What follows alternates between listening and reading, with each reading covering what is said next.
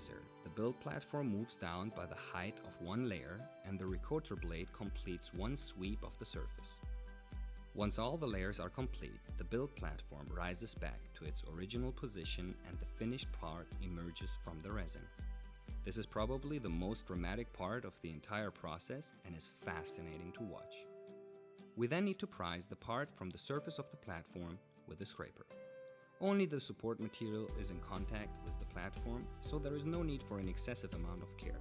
Scraping or damaging the base isn't an issue. Once this is complete, we then remove the part from the printer and take it to be washed. Washing takes place in a highly controlled environment and full safety equipment must be worn.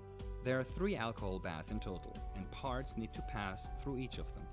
In the first bath, the part is simply soaked in the alcohol, which removes the bulk of any excess uncured resin from the surface. Care is taken to ensure that each area of the part gets a good soak. We can then move on to the second alcohol bath, where the part is brushed with the alcohol to help further remove any residual resin that is still on the surface.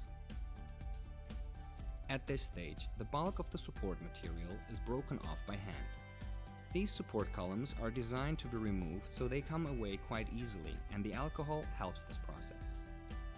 However, the support material will usually not come away completely when removed by hand, so some scraping and sanding will still be necessary later.